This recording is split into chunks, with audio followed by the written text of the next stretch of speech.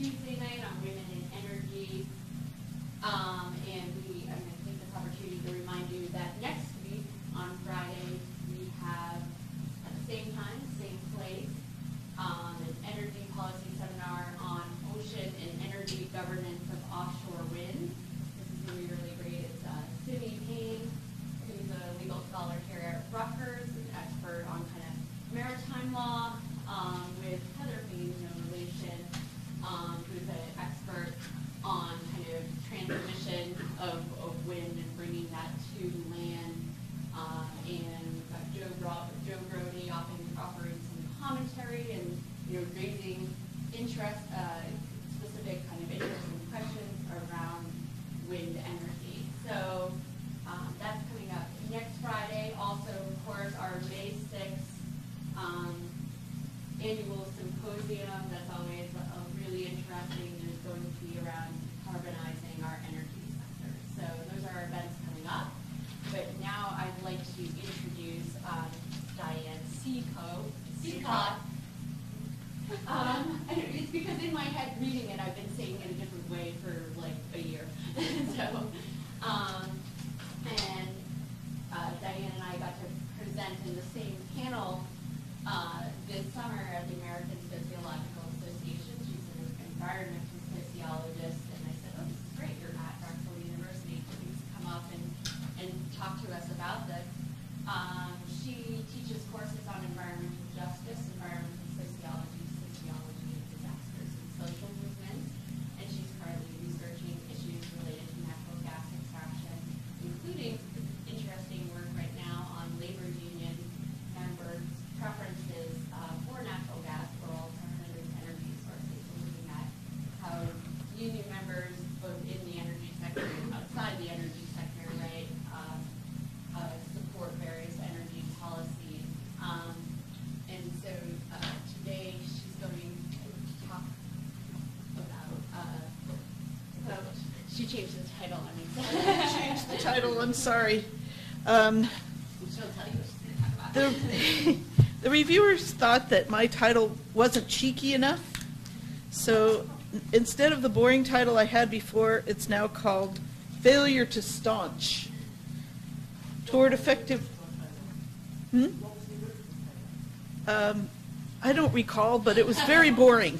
Lots of words. It was very boring. Okay, so thank you everybody for coming. I just revised this paper, and it's currently under review. Okay, so in this talk I'll discuss the ethane-to-plastics global production network. I pronounce it ethane. I was never sure whether it was ethane or ethane, but I just say ethane. The environmental problems caused by each sector of this global production network, the existing regulations that we have, the regulations that we need, and the barriers to getting to the regulation that we need. And I'll finish on a hopeful note by discussing the vulnerabilities of the ethane-to-plastics global production network. So my theoretical perspective is political ecology. And political ecology involves a direct critique of capitalism and dominant power relations. It emphasizes the production of goods and services rather than their consumption, and it calls for an examination of what Sarah Wiley and Lynn Albright called the political and scientific machinations. I love that word, machinations, preventing the study of chemically induced harms and climate change. So this is an example of the strand of the ethane-to-plastics global production network that starts in Pennsylvania.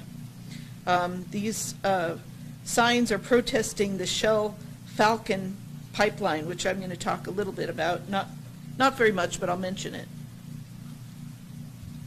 So first I want everyone to understand what kind of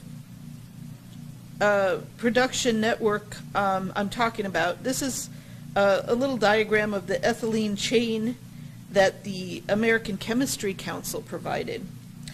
So ethane is a hydrocarbon. It's the second largest component of natural gas after methane. It's a greenhouse gas that persists longer in the atmosphere than methane. The Marcellus Shale gas field in the northeast U.S. is particularly rich in ethane. It has a high ethane content. So in order to use natural gas as a fuel, the ethane has to be refined out of the crude gas. And then it can be converted to ethylene, which is a feedstock for the production of chemicals and plastics.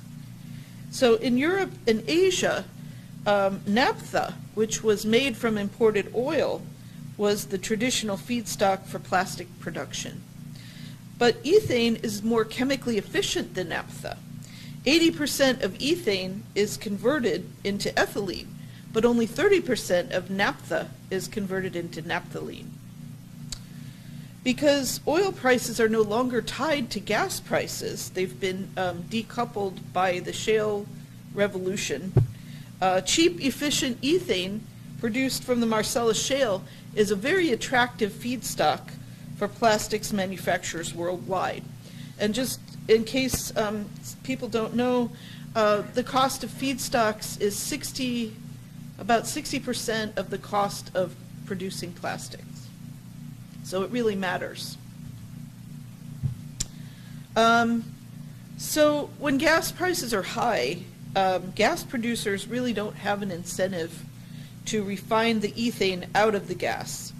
But beginning in 2009, overproduction of natural gas had caused the spot price of natural gas to drop from $8.86 per million BTUs in 2008 to just $3.94 per million BTUs in 2009.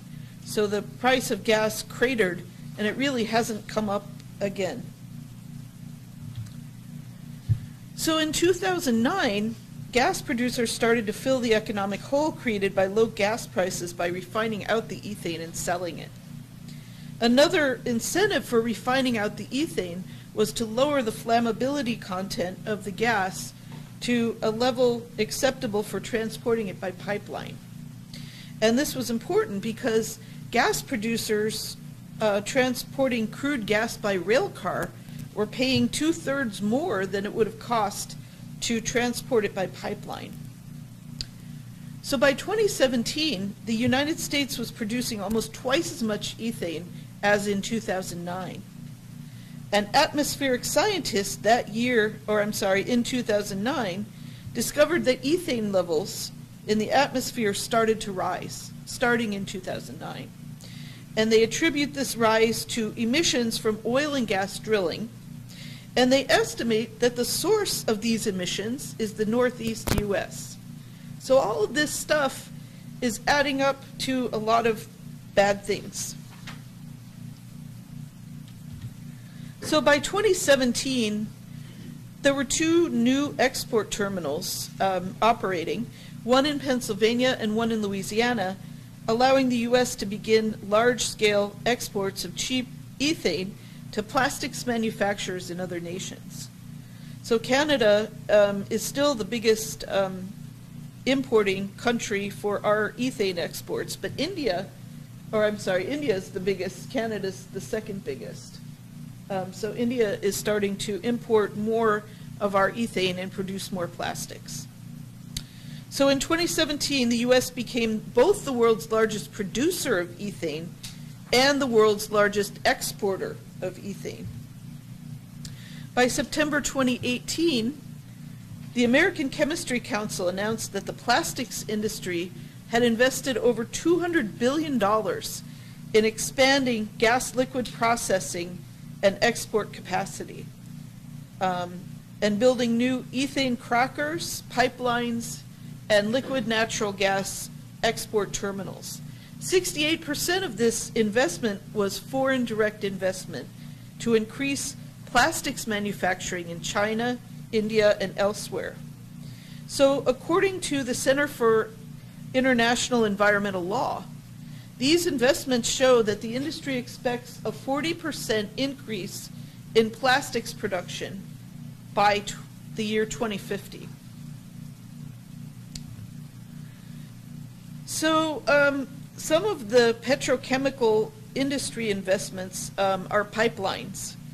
And the profitability of ethane and ethylene production depends upon the low-cost transport of ethane to petrochemical plants in a low-cost manner and the capacity for export. So high-pressure transmission pipelines like this one, the Shell Falcon pipeline in Pennsylvania, are exclusively for ethane, not for natural gas. So keep that fact in the back of your mind, because it's going to sound important later. More than 18 new ethane plants or expansions have been built since 2014. And LNG terminals are places where ethane and other gas liquids and natural gas are liquefied for export shipping, because this the liquefaction process puts the gas under pressure and makes it stabilized for shipping on specialized tankers. So the U.S. currently has 6 operating export terminals. 16 more have been approved, and additional 13 are now proposed. So if all of these terminals are built, the U.S. capacity to export ethane will increase 6-fold. So about half of the world's plastic resins are produced in Asia, 29% in China alone. Europe produces 19%, and North America produces another 18%. So this shows world plastics production in megatons. So the abundant supply of cheap, efficient ethane is stimulating world plastics production, which is predicted to continue to climb. And the World Economic Forum estimates that 26% of plastic resins produced, and then Plastic Europe puts that figure at 39.9%, of all these resins are used to make single-use plastic packaging. So a large fraction is used for that. So given cheap ethane's appeal to plastics producers worldwide and the $200 billion of investments to produce ethane, ethylene, and plastics worldwide, the Center for International Environmental Law predicts that ethylene production will increase by 33 to 38% by the year 2025. And they also have predicted, or actually the World Economic Forum predicted, that plastics production will double from 311 megatons in 2014 to 622 megatons per year by 2025. If plastics disposal practices remain the same, they predict that by 2050 there will be more plastic waste in the ocean than fish. So the question is, which way is it going to go? Will lower demand for disposable plastics and tighter regulations turn the ethane boom into a bust? Or will the world instead see a huge increase in toxic plastic garbage? So this is a diagram that shows the entire industry. It's a very closely integrated industry that we refer to as the petrochemical industry. And since the fracking boom began in 2005, the industry has become more specialized and is now generally regarded as a 3-sector industry. So we have the upstream industry that handles exploration and drilling, and the waste stream for each industry is shown here. There's the midstream industry that handles the transport of gas and gas liquids from the well to the refineries, petrochemical plants, and storage tanks, and also handles export and shipping. And the downstream sector, which is composed of refineries and petrochemical plants where ethane is used to make various types of plastics.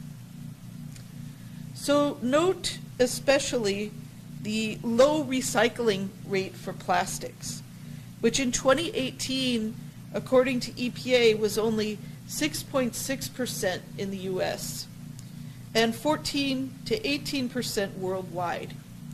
And since the start of plastics manufacturing in the 1950s, the overall recycling rate is only 9%. So these are some of the major environmental problems caused by this global production network. The upstream sector has produced, because of unconventional gas drilling or fracking, some of the harms from the upstream sector are excessive use of water, production of millions of gallons of polluted water, greenhouse gas emissions from leaks and releases of methane and ethane, air pollution from hydrocarbons, particulate matter, NOx, carbon dioxide, fracking chemicals, and sand, well water contamination from hydrocarbons, fracking chemicals, and naturally occurring radioactive materials, earthquakes from deep well injection of fracking wastewater, and noise pollution and truck vibrations. Now, these are just the major ones. There are others that I'm not going to talk about. The midstream sector also has environmental impacts that are very serious. They include, for pipelines, the risk of explosion from flammable liquid spills and leaks, air pollution from volatile organic compounds released from pipeline leaks, sinkholes. This actually happened in Chester County, PA, which is the photograph on the left side. The soil is not stable enough for a heavy pipeline to go in, and it created a lot of problems with the Mariner East 2 ethane pipeline. Contamination of sensitive wetlands ecosystems is also an issue, should any of the pipelines rupture or leak. And this is particularly the case with the Penn East pipeline, and I'm not sure if they changed it, but the original route was supposed to be through some of the sensitive areas in the Pinelands. And then for liquid natural gas export plants, the risk of gas vapor leak could cause a catastrophic fire, and I should note that the ethane tankers that carry these liquids and the LNG tankers carry the same risks. And then the third sector is the downstream sector. And these environmental problems are kind of well known. Air pollution with toxic substances, some of which are carcinogens, and others endocrine disruptors. Water pollution with toxic substances, danger to fence line communities from fugitive emissions, spills, explosions, and accidents, and hazards to workers, and creation of prodigious quantities of liquid chemical waste. And then there is the problem with plastic garbage. 79% of all plastics produced have been dumped. And the plastic waste problem is so pervasive now that it's gone far beyond the gyres, the rotating clumps of garbage that are in our oceans now. We're seeing that sea creatures are literally filled with plastic. They're literally eating lots of plastic. And recently, researchers have also found that plastic is in human feces. So this is proof that we are eating plastics, that it's in our bodies. Okay, so now I want to talk a little bit about regulating the ethane-to-plastics global production network. So while the most effective scale for regulation is clearly the international scale, The U.S. is currently a non-participant in all of the most important international efforts. We have signed but not ratified the Basel Convention ban on the shipping of hazardous waste to poorer nations, and in any case, our nation does not classify plastic waste as hazardous waste.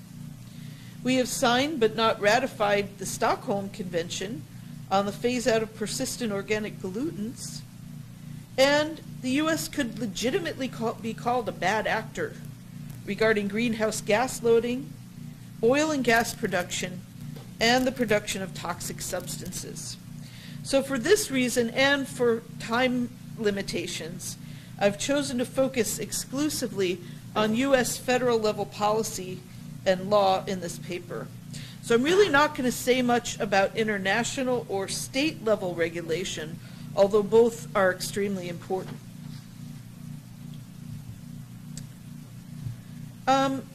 Some of the causes of regulatory failure in the age of gridlock and deregulation, according to Mark Eisner, the number and complexity of environmental regulations is high and continues to increase. So the problem isn't really deregulation or lack of regulation in most cases. It's regulatory failure. And regulatory failure, in this paper I've identified examples of at least 4 different causes of regulatory failure. And interestingly, each of them applies to at least one sector of the ethane-to-plastics global supply chain. So they are re-regulation, when regulations are rewritten to protect corporations instead of people or the environment; devolution or devolution, when enforcement shifts from the federal government to state governments, or worse, when the government expects industries to self-regulate; regulatory drift, when regulations become outdated and begin to regulate something other than what should be regulated; and party polarization. So regulatory drift would not be as much of a problem without party polarization. This is when Congress and the Senate are so polarized that they cannot work together to pass any legislation at all. And the word for that, of course, is gridlocked.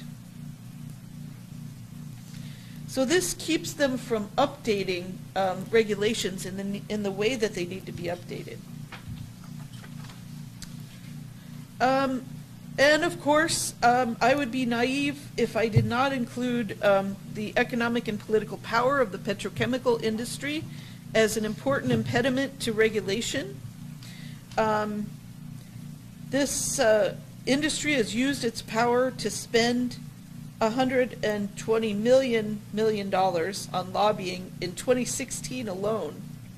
And for decades, they've given the bulk of their political contributions to anti-environment Republicans, fund climate denial think tanks, and mount campaigns to convince the public that natural gas is a clean fuel that does not contribute to climate change, shape policy decisions on gas drilling, carbon markets, greenhouse gas limits, and bans on plastic shopping bags, to name just a few, and to provide lucrative jobs to people who have held or will hold government positions as environmental regulators. This helps the industry by neutralizing the government's ability to regulate through regulatory capture. Okay, so I'm going to talk about regulations for each sector. And I'll start with the upstream sector, regulations on unconventional gas drilling. These regulatory problems also apply, most of them apply also to conventional gas drilling and oil drilling. In 1980, oil and gas drilling activities were declared exempt from the Clean Air Act, the Clean Water Act, CERCLA, also known as Superfund, EPCRA, and RECRA, all of our major environmental laws regarding waste and pollution. In 2005, the Energy Policy Act of 2005 was signed into law, and the notorious Halliburton loophole was written into the Energy Policy Act. And the Halliburton loophole made oil and gas drilling exempt from the Safe Drinking Water Act, which made the industry's ability to externalize the environmental costs of production onto the public complete. The U.S. really has no coherent energy policy, so energy production is largely driven by profitability. And state regulations are extremely uneven. And in states such as Pennsylvania and Louisiana, legislators have even gone so far as to pass pro-gas laws. I'm not really going to talk about Act 13, but I can say more about this after my talk. So some progress was made during the Obama administration in regulating the upstream sector, because the EPA drafted new rules setting standards for fugitive methane emissions, that means methane leaks, through the Clean Air Act. So these new rules were enacted and they were slated to take effect in 2016. But the progress was halted in 2017 when Donald Trump got elected and issued an executive order rolling back the new regulations. So these are the policy interventions that I recommend. The best case scenario would be a nationwide ban on fracking and a U.S. energy policy that phases out fossil fuels and ends all subsidies for oil and gas industries. The most likely scenario, or the second choice scenario, is to rewrite the Energy Policy Act to get rid of the Halliburton loophole and to subject the drilling industry to all environmental laws, including the TRI, which would mean that they would have to report all of their emissions. Trade secret be damned. And of course, reinstate the new rules to the Clean Air Act to limit the methane and ethane emissions at gas wells. The worst case scenario is that Trump survives the impeachment attempt and is reelected in 2020. So in terms of regulating the midterm sector, who decides whether to build these new high-pressure transmission pipelines and LNG export terminals? Well, under the Natural Gas Act of 1978, one federal agency, the Federal Energy Regulatory Commission, or FERC, has the exclusive authority to issue permits for both pipelines and export terminals. FERC has granted permits 400 times and denied only 2. And FERC bases its definition of public necessity and convenience of pipelines on whether or not there is a precedent agreement. A precedent agreement is basically a contract. So if the developer certifies that they can pay to build the infrastructure, that in FERC's mind is enough to satisfy the requirement of public necessity and convenience. FERC's critics have pointed out that gas liquids pipelines have nothing to do with meeting the nation's energy needs, right? Nobody uses ethane as a household fuel for heating and cooking. And FERC's mission is supposed to be to decide on infrastructure to meet the nation's energy needs, not to enrich the petrochemicals industry. FERC also tends to make automatic assumptions that LNG export terminals are always in the public interest. So there are several regulatory issues here. First, the situation with FERC could be termed re-regulation through regulatory drift, or it could be termed mission creep. Because FERC's original mission in the 1930s and 40s was to regulate gas utilities. And now FERC is in a different world that it's not well suited for. FERC was never supposed to be put in the position of evaluating the environmental impacts of pipelines and LNG terminals, but in fact that is exactly what they have to do under NEPA, right? They have to draft an environmental impact statement. And right now, they are politically polarized, and the Republican commissioners are saying that we don't think greenhouse gas emissions should be part of the environmental impact assessment. So FERC is very poorly suited to make those kinds of decisions. Okay, so the interventions that I would recommend here, best case scenario, FERC should be required to bring the public into its permitting decisions at the pre-filing stage, not later in the process as they do now. I should mention also that FERC has been criticized for its undemocratic method of making these decisions. FERC should be required to consider both the short-term and long-term greenhouse gas emissions when evaluating pipeline or LNG proposals. And they should be required to consult with other agencies, particularly EPA.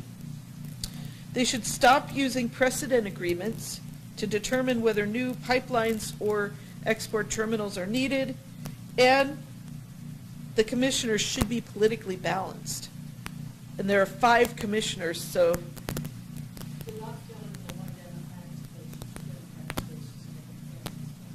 right, that's right. Okay, worst case scenario is that President Trump is able to reappoint more FERC commissioners in 2020.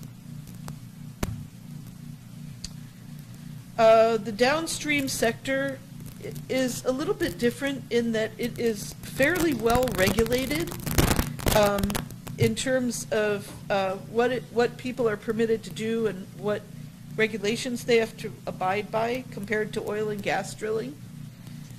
But most of the regulatory problems in this sector stem from the lack of enforcement rather than the lack of appropriate regulation. But there is one huge regulatory gap, and that is existing regulations don't address production decisions.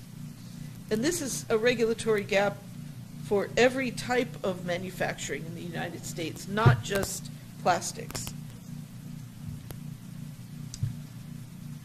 So if I should point out that if plastics were classified as hazardous substances, the production of some of them could be banned or restricted. And we have already in place a law, the Toxic Substances Control Act of 1976, that was meant to address this kind of issue.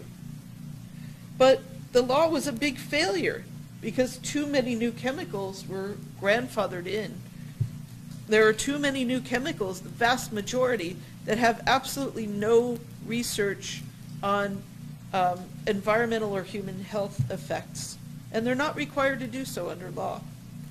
So in 2016, TSCA was rewritten as the Frank R. Lautenberg Chemical Safety Act of 2016.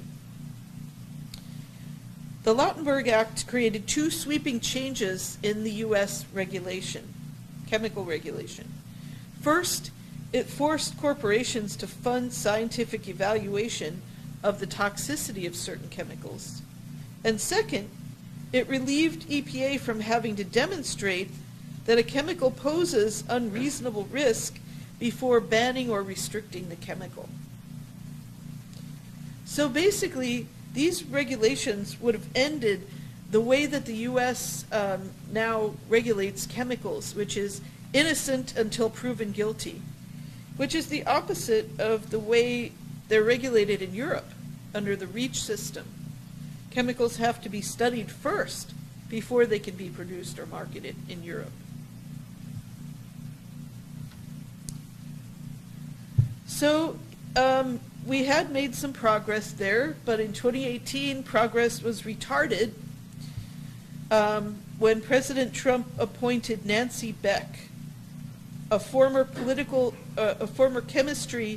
chemical industry lobbyist, to head EPA's Office of Chemical Safety and Pollution Prevention. And you can imagine exactly what she did with the Lautenberg Act. She administratively neutered it.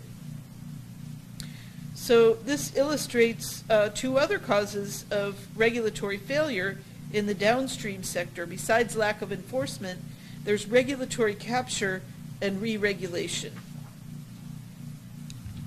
So my policy recommendations for interventions are to restore the Lautenberg Act and to kick out all the anti-environmental administrators from EPA. As a result of these, as a result of the law, we could greatly expand scientific research on plastic toxicity, and it would have to be funded by plastics manufacturers. And that research will yield evidence proving the toxicity of plastics. We already have strong evidence in that direction, but more research would give us stronger evidence. With that evidence, we could then justify strict quotas on plastics production, perhaps restricting it to certain things, but massively curtailing the amount of single-use disposable plastics that is produced. So that would also decrease the amount of plastic garbage. The worst case scenario is a familiar story by now. Okay, I want to talk a little bit about regulating the waste stream, because this is the part people usually don't talk about when they talk about global supply chains. They talk about things as though there's no waste product. And in this case, the waste product is quite problematic. Okay, so most people think that the U.S. policy regarding plastic waste is recycling. But our true policy is displacement of these wastes onto global South nations such as China and Vietnam. Recycling cannot solve the plastic waste problem because, unlike paper, glass, and metal, there is no market for recycled plastic. They're made of too many different substances, and it is neither easy nor cheap to refashion them into items even of inferior quality. So that's one of the problems, no market for recycled plastic. The other problem is that we keep making more and more and more of it. When RECRA was written in 1970, and I'm assuming that you all have familiarity with basic environmental laws, but RECRA is the law that was governed to regulate waste disposal in the U.S. When it was written in 1970, plastics made up 2.4% of household wastes in the U.S. And these are the EPA's figures. And that was 2,900 tons of plastic waste per year. By 2015, they made up 13.1% of the U.S. household garbage, or 34,500 tons each year. So this is an example of regulatory drift. RECRA was not meant to consider the increased plastic waste problem, and in fact, as written, cannot handle the job. Now, all of this was bad enough, but displacement of waste isn't working either. In 2017, China banned the import of foreign plastic waste. Now, as of 2019, India, Malaysia, Poland, Taiwan, Thailand, and Vietnam have all instituted bans on foreign plastic waste.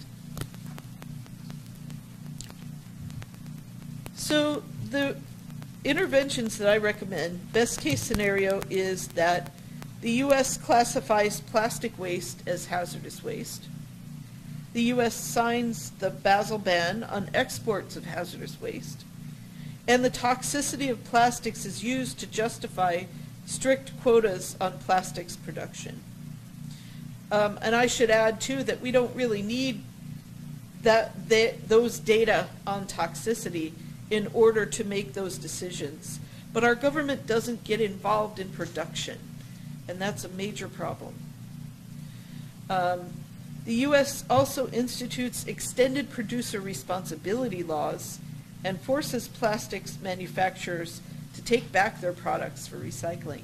So if they had to pay the cost instead of just displacing it onto other nations, the situation would not be as it is. The worst case scenario, the worst possible thing that could happen, in this case really doesn't have to do with Donald Trump. This problem predates Donald Trump, and it will probably persist after he's gone from office. But what I fear will happen next is that everything will stay the same, only the location of displacement will change to Latin America, to Africa, or to some other extremely poor part of the world. Okay, so now you should be feeling kind of discouraged about all these huge intractable problems.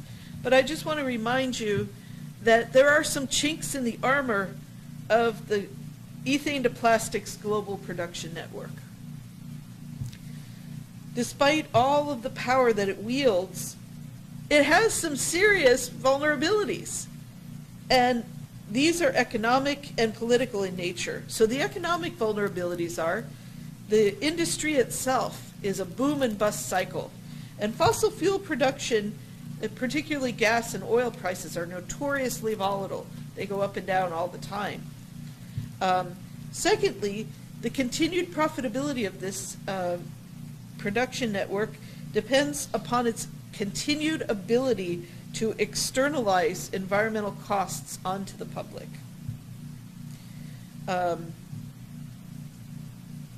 Third, profitability in one sector is quite dependent upon profitability in other sectors.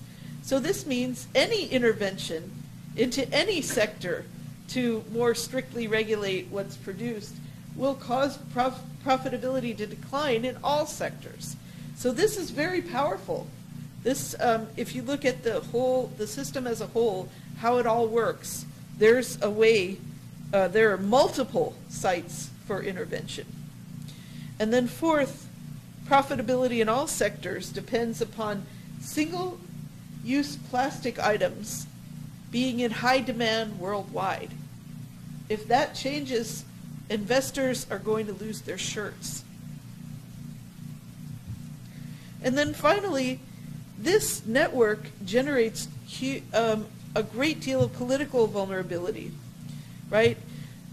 Anyone who studied Antonio Gramsci knows that the legitimation of the way things are being done is an important part, because once it loses legitimacy and people start protesting or at least saying this is wrong and not thinking that we could, not thinking that business as usual is okay, then then it becomes politically vulnerable.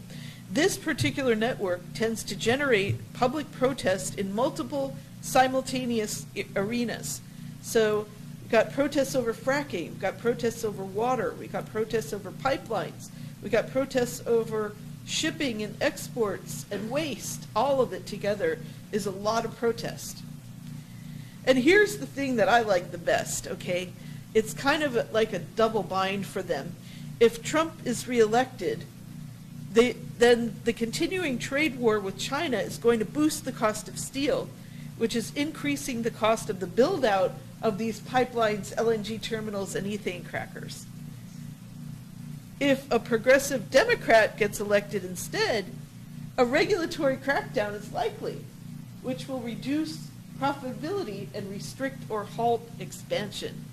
So there are, I don't want to be too Pollyanna-ish because this is really a gnarly problem, but there are a lot of reasons why these folks risk losing their shirts.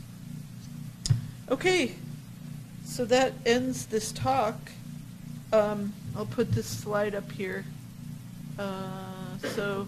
And I will go ahead and take questions now. Yes.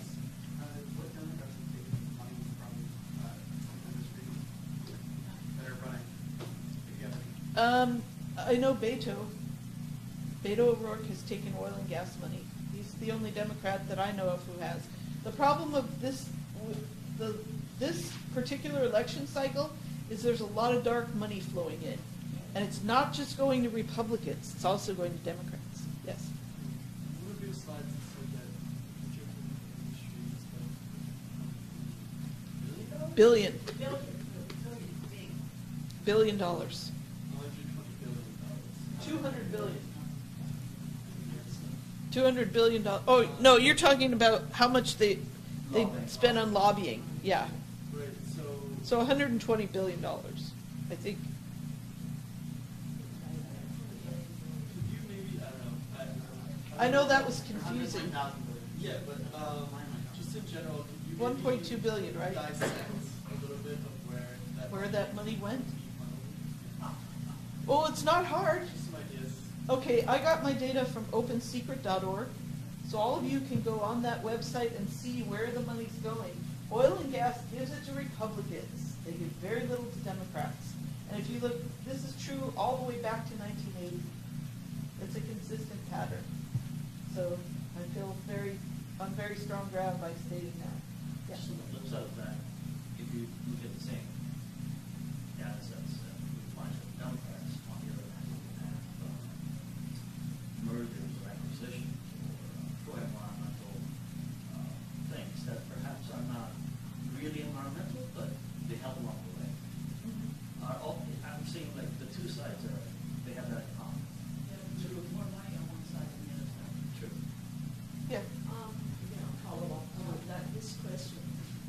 You mentioned the really important matter that subsidies for oil and gas and other subsidies for other sectors in Congo.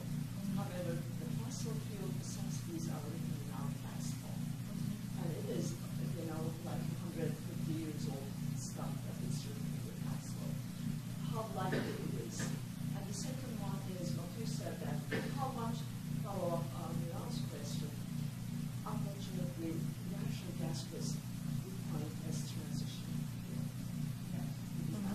At one point, I felt like crying when everybody was involved in natural gas at some point. How would you think that, because floodgates are open now, it's so sad this is happening. So what do you think? Well, Please share your thoughts. I don't know if, yeah, well, I think everyone knows that Drexel University, yeah, I'm from PA, so I can say a lot about Governor Corbett and Governor Wolf. How many of you have heard of Act 13? Okay, well, you're not Pennsylvania residents, so Act 13 was a law that was passed by the Corbett administration, the governor, in 2012. And who was a Republican. Well, our governor now is Tom Wolf, a Democrat. He is a Republican who made a bunch of money from oil and gas. He passed this into law. Act 13 was a very oppressive law. It violated the First Amendment because there was a gag rule. Physicians weren't allowed to talk to their patients about fracking chemicals because they were trade secrets. The planning departments of towns were not allowed to say how far away a fracking well could be from an old folks' home or a hospital or a home where someone lived.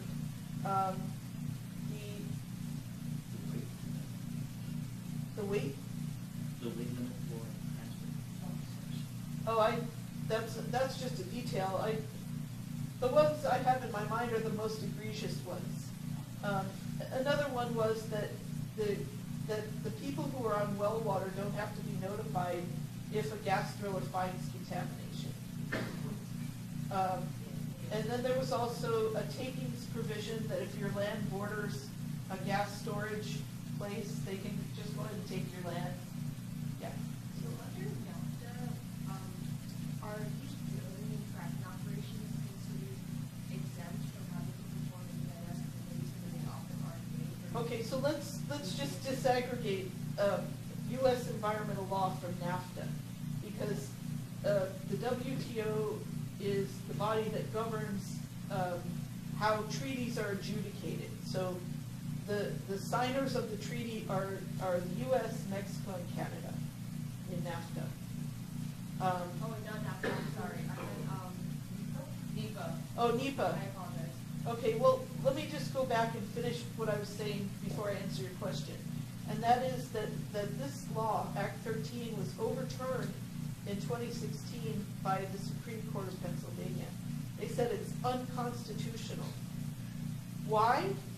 Not just because it violates the First Amendment, but because as a Pennsylvania resident, all of us have constitutional guarantees to clean air, clean water, and a thriving environment. So we have a constitutional right to a clean environment in Pennsylvania. Ironic, though it is.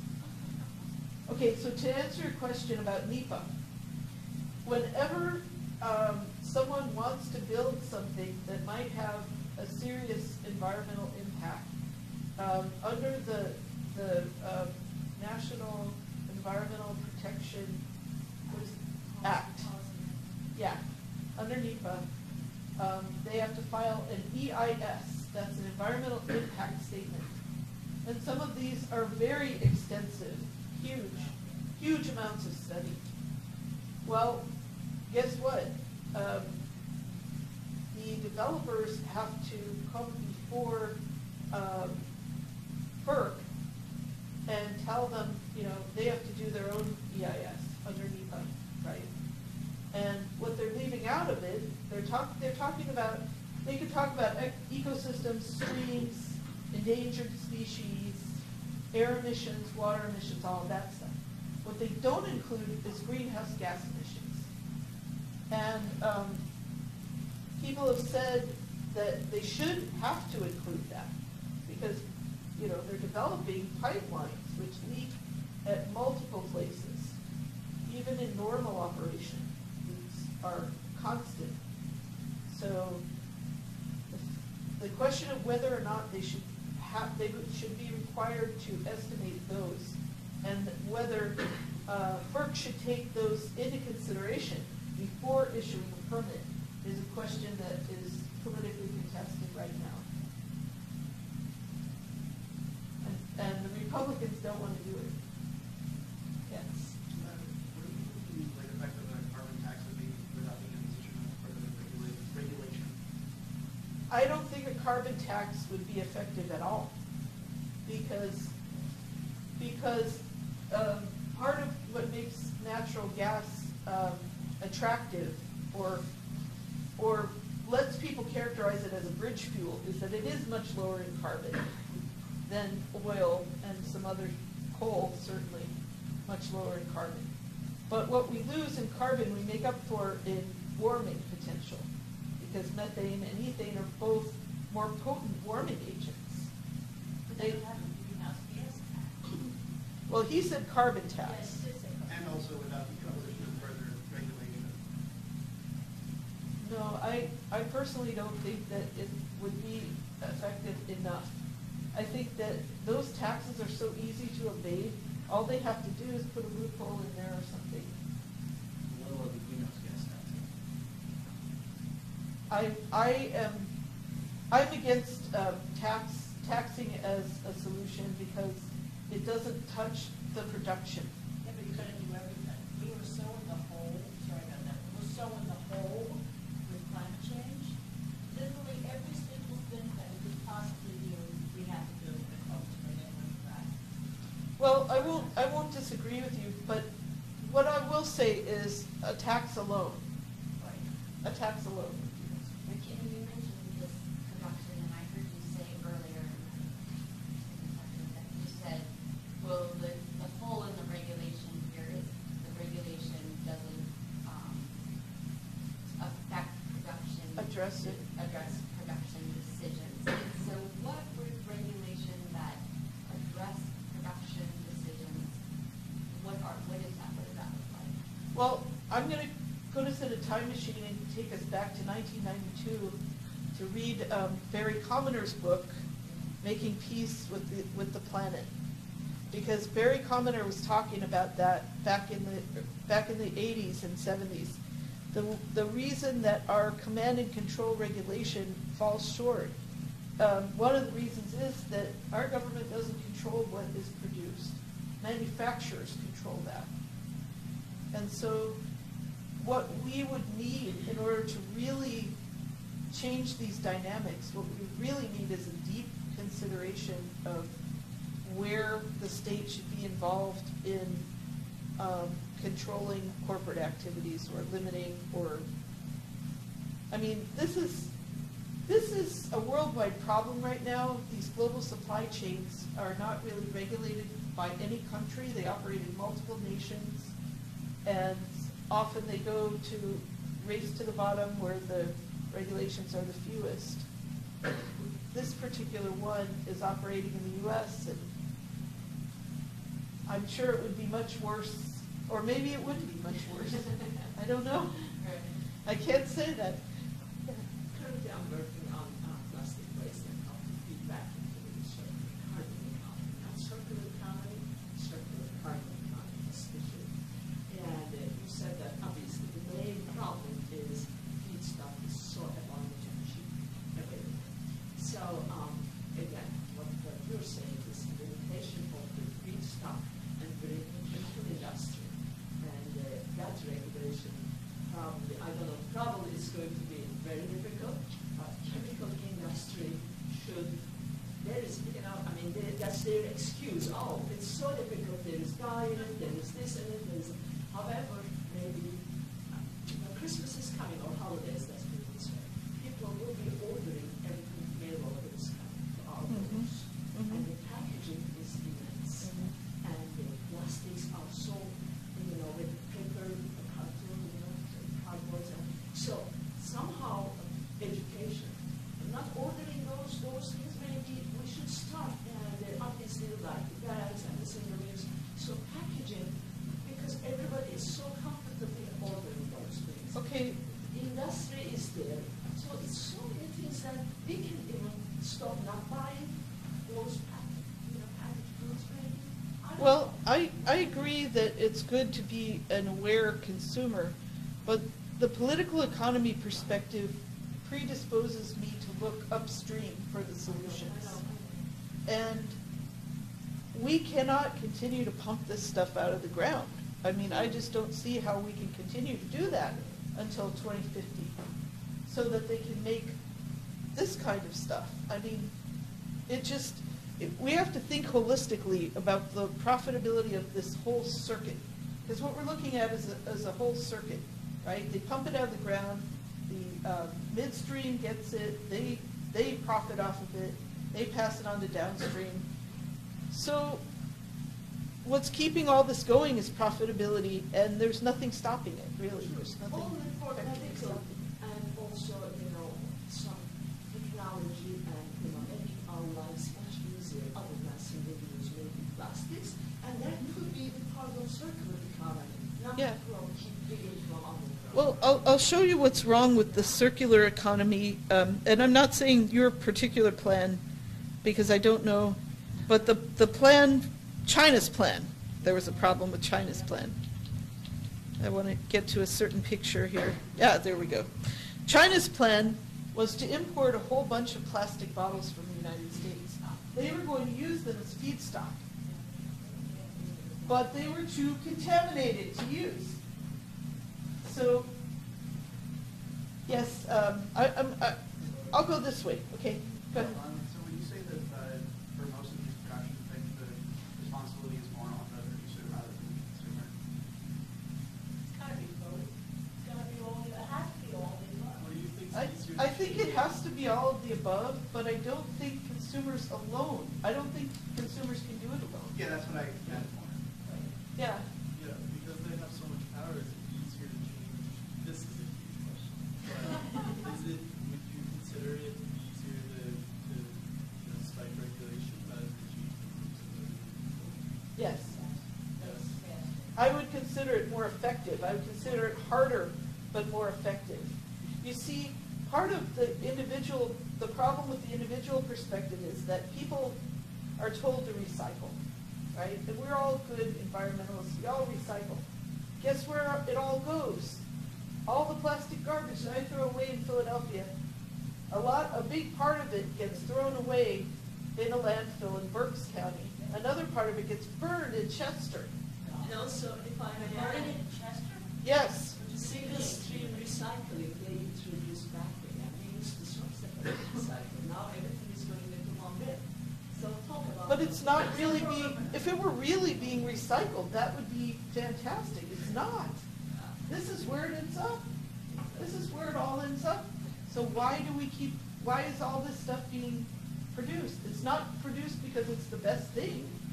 Produced because it's making money. Individuals are generally selfish. So a lot of people just recycle, and other people, a lot of people don't. When in the 80s, when Connie was the governor, she was a huge recycling effort, teaching them in the schools. So the kids, and that also for water conservation, so the kids would go home and berate their parents. And they would get the highest recycling rate, and also the state gave money to the towns to recycle. When that was eliminated, a lot of the towns stopped recycling. Aluminum cans were the only thing. But the problem is, we can't keep up. We So, can't I mean, keep up. You need the taxes, you need regulations. There are people working on it. Natural gas will be used for certain things. Plastic will need to be used for certain things. However, most things don't be. Packaging can be addressed easily. Government can address. I mean, that's 40%. 40% of plastic resins are used to make single-use plastic. Yeah. How do the effects of consumption play into regulating, like policies regulating production? Like, how does it manage consumption? There are no policies regulating production. Like, if you were proposed policies, Well, like you do how have would those, those two? some places are now converting, they're not using some, McDonald's, I mean, a lot of the big places that use a lot of stuff, they are changing to a degree what they're doing because there is some demand, especially. And the other thing is that a lot of the progressive initiatives that people are starting to do, like plastic bag bans, they're being blocked by this industry. And I'll give you an example from Pennsylvania. Last month, Governor Wolf signed a law that says municipalities can't pass plastic bag bans for a year. Why? Because No, I know why. because they just built an ethane cracker in Beaver County.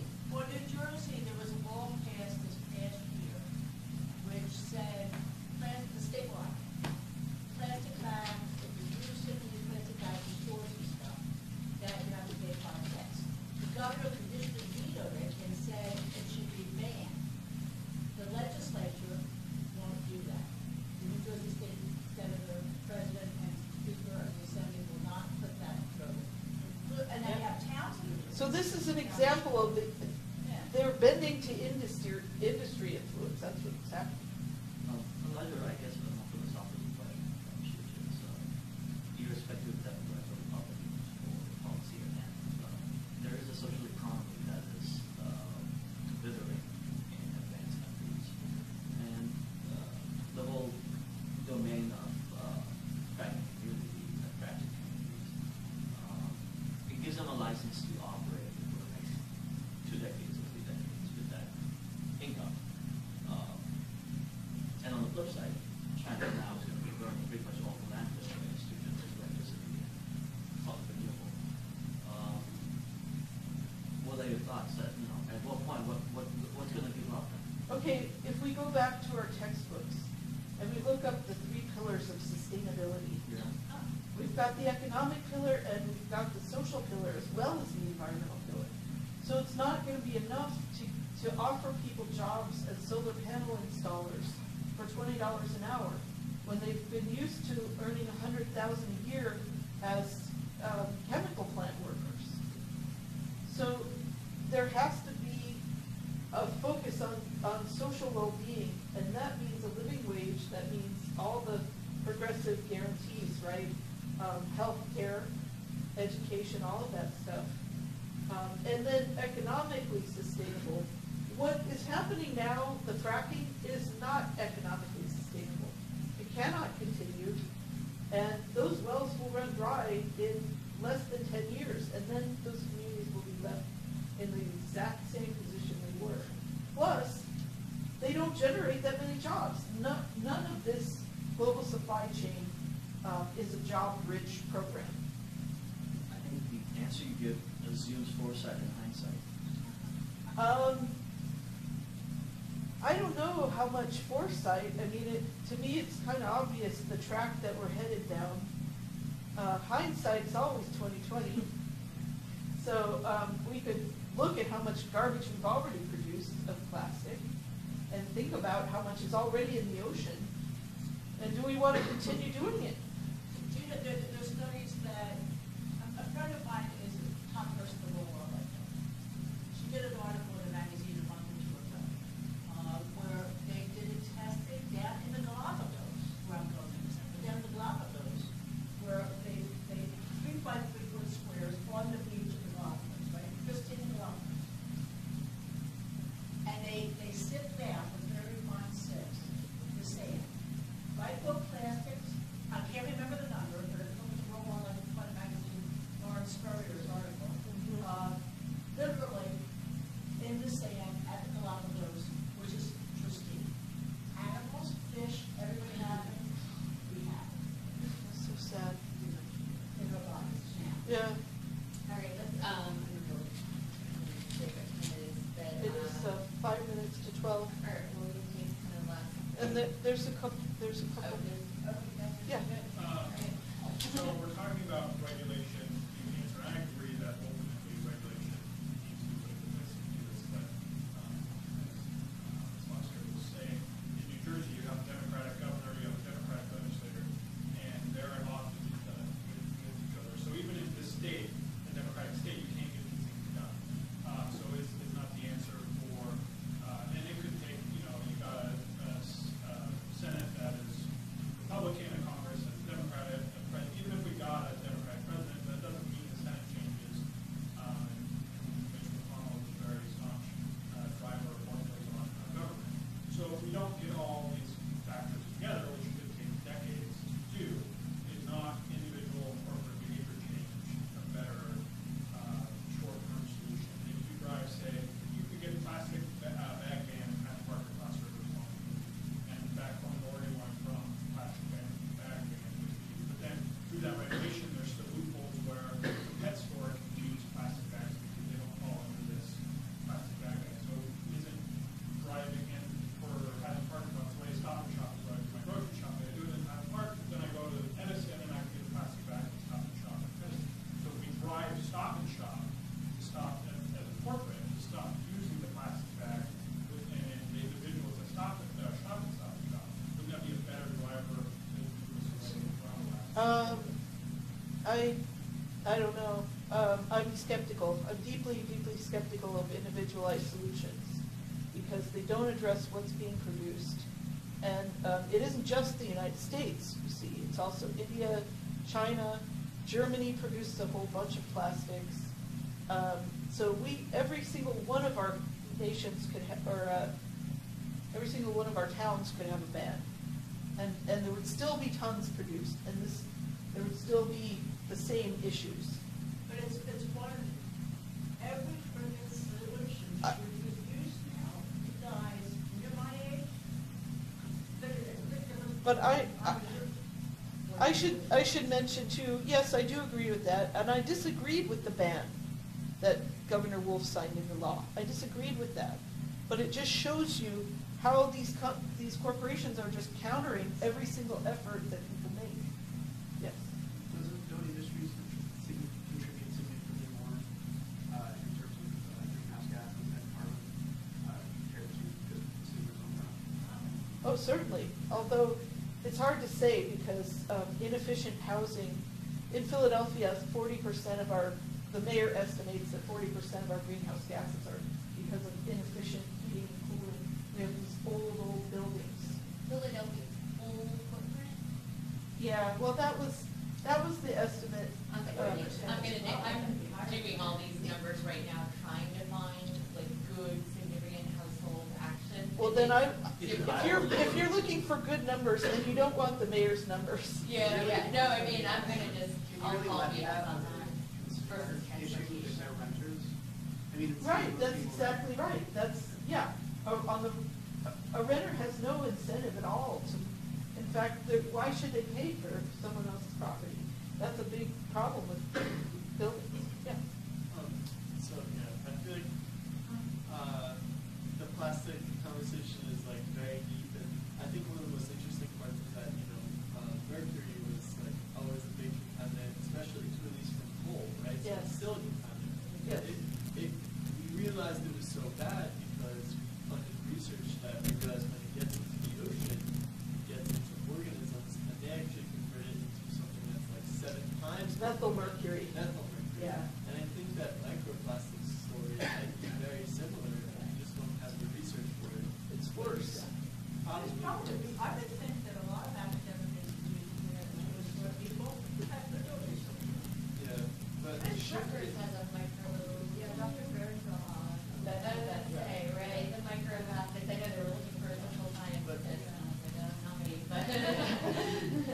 even more basic than the need to know like how that is affecting us is the fact that we're not protecting people from the transportation of the materials initially to make those products to begin with. So Right. that was probably the most scary thing, the Act 13 that you brought up, because I'm pre-med and I've shadowed multiple positions, and if somebody told me that they couldn't tell me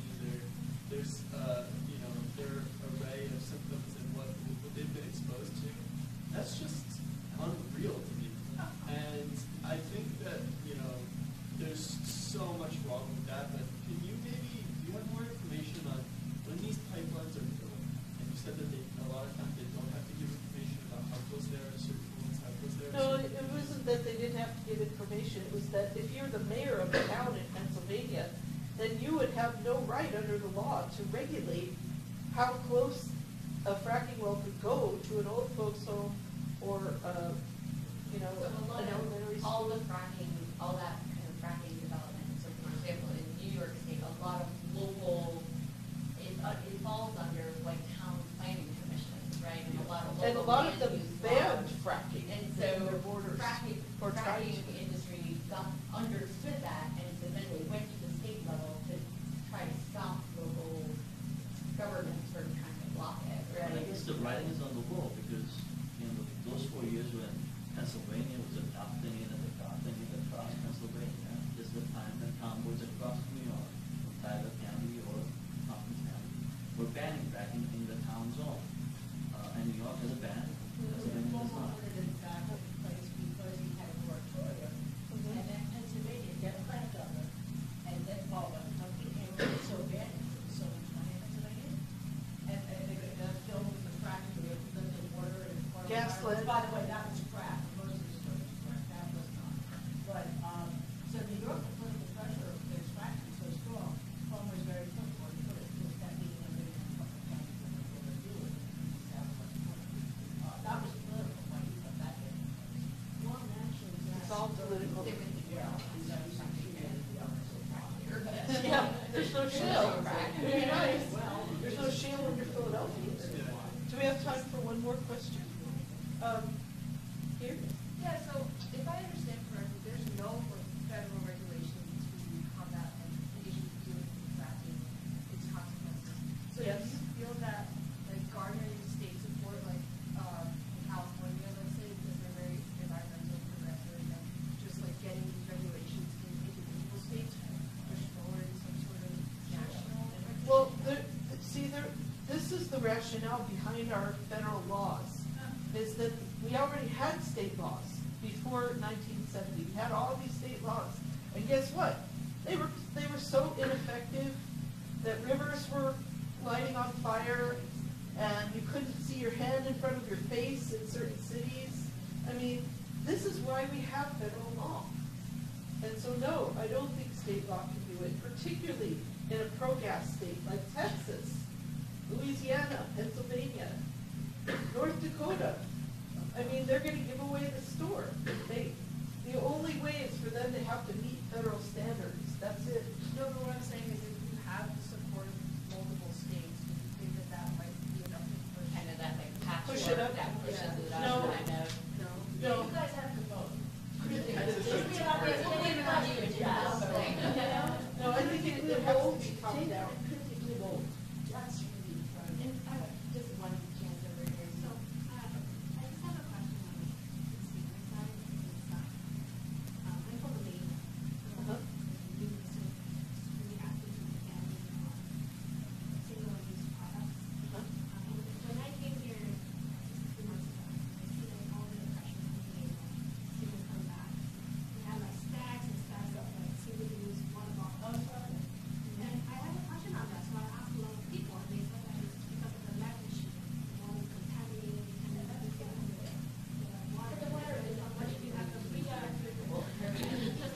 are you talking about it's contaminated with lead in Malaysia? No, they're talking about the border. New Brunswick. Oh, That's completely new. Our water quality. So what you could do, I'm a trustee of American Rutgers, so don't get my name. But what you need to do is get Rutgers to stop using single-use plastic. Princeton now, I go to events down there, they have water with glasses, right? No plastic bottles. Rutgers for the trustee meetings, the board of governors meetings, everything, plastic water bottles. yep. And I talked to some people about that, they have a sustainability office and stuff. They need to stop doing that at Rutgers. I was in the United Kingdom last May for a talk at a university there. And they had, everybody drinks tea in the morning. Everybody drinks from a mug that gets put on a tray, stuck in a dishwasher. There were no disposable plates, there was no disposable silverware. And some, I go to big conferences, those hotels don't have the plastic stuff, because the rules who go say no. So the bigger hotels now actually have that. I actually was just in a hotel, the first time in the US, where to turn my light on, I had to use the keyboard. That's been in Europe for 20 years. Yep, that was the There's other only 7 thing. hotels in the United States that I've had that. That I could adjust, in that room, I could adjust each and every outlet to Yes. turn it off. So just to clarify, so there's no lead issue here in Washington. In New Brunswick? No, New Brunswick just has a water quality, like. It's a taste. It's very good. There's a bit of an issue. Not in New Brunswick. There's a little, with my quality in New Brunswick. It's in Newark, It's right? not like for- Well, no, it's an old town, I used to be director of water district in the 80s. There is lead old pipes, so the old cities, just like it is an old city, a lot of them have lead pipes. The governor's got this whole thing now where we're going to test and all that kind of stuff. But the lead that's actually worse, there's little kids, it's paint, lead paint, that homes are older than 1978 or whatever it is. It's too much, yes, that really affects. But I want to ask, so when you're saying no, there's lead, are you saying like you've seen test results with lead, or you just feel like it tastes like crap? No, the thing is, the water department in New Brunswick is extremely good. That's been demonstrated. Well, they're in prison now, two guys are in prison. Oh, my Oh, God. exactly. Yeah, no, absolutely. It's terrible. But you don't trust, so you've seen test results, or you just don't trust the So test results you're So seeing? Food and Water Watch does research on this. They have their own results. I mean, I don't know, just, Food and Water Watch has some good stuff, and they're not writing other cases. New Brunswick, I live in New Brunswick. I use New Brunswick, I go to New Brunswick water, but it doesn't taste good because it comes from the reservoir or from the river, right? So they test it every whatever it is, and they require it. And now, because what they got, those guys in prison, we're messing with the test results. Those test results are set to EPA, used to work for EPA and Clinton. Those test results are based on risk to human health. I didn't know about any of this. And that is like, for instance, of lead, I'm old. If I drink the lead that's like your work, it's not gonna impact me. It's pregnant women and children. Well, We're I knew there were scandals in Camden. and the REI keeps and stuff. But for a normal person, the lead amount that EPA sets, it's not an issue. Well, this is But they tap say water it's just. from Philadelphia. You imported it for health. No, We do have a lot of installed regulations. I just carry Those water are with very me. good. Those are supposed to reduce up to 99%. Yeah, those are dire. And I mean, yeah, you can talk about like, how like lead isn't as bad by EPA standards, but EPA continues to reduce it as we get the functionalities to reduce it. All right, well, I would like to thank your class for coming in and giving us a lot to discuss, and one of my students, and Jean and several, and Diane for coming, and let's give her a round of applause. Thanks all for coming, and come to our next one. Even the front mountain work was our city, right? Really teaching a class here. It was fun. Yeah, it is fun. I like that. Good to have a I like- psychologist up in front of us. I like interactive groups that have a lot of, Like, let's go. yeah. I mean,